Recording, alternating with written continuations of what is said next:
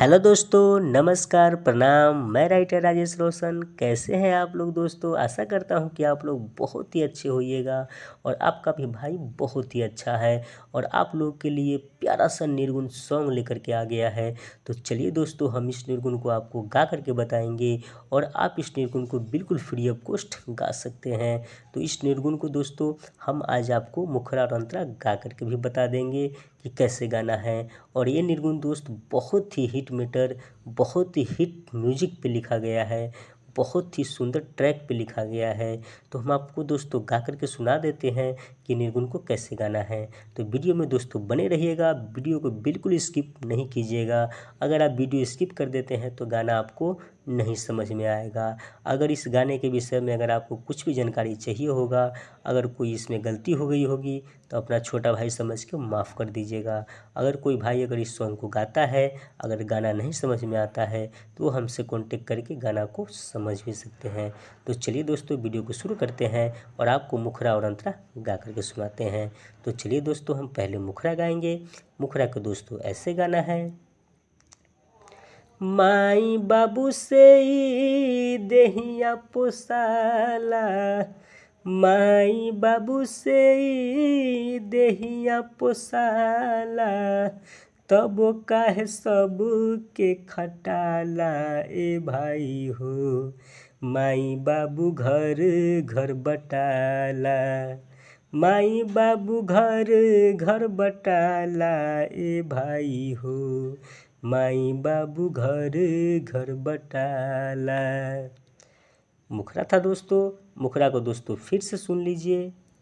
माई बाबू से ई देहिया पोसाला, माई बाबू से ई देहिया पोसाला, तब काहे सब के खटाला ए भाई हो। माई बाबू घर घर बटाला, माई बाबू घर घर बटाला ए भाई हो। माई बाबू घर घर बटाला। इसका अंतरा है दोस्तों। पहला अंतरा है, जाए के सब के एक ही नगरिया, कोई बनी के करो कहरिया ए भाई, कोई बनी के करो कहरिया। जाए के सब के एक ही नगरिया, कोई बनी के करो कहरिया ए भाई, कोई बनी के करो कहरिया।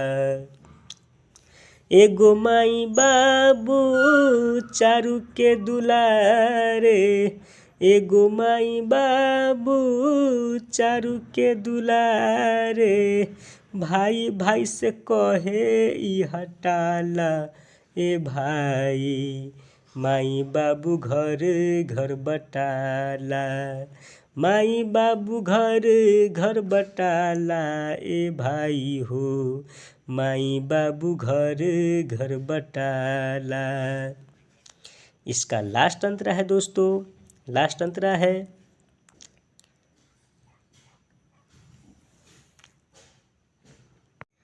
लास्ट अंतरा है दोस्तों। लास्ट अंतरा को ऐसे गाना है। माई ये पोछेली अखिया के लोरावा, चोट कहीं तो न लागल। माई पूछे चोट कहीं तो न लागल। माई ये पोछेली अखिया के लोरावा, चोट कहीं तो न लागल। माई पूछे चोट कहीं तो न लागल। लग जाला देहिया में सुनते ही अगिया, लग जाला देहिया में सुनते ही अगिया, दूधवो के कर जा सधाला ए भाई हो। माई बाबू घर घर बटाला, माई बाबू घर घर बटाला ए भाई हो। माई बाबू घर घर बटाला।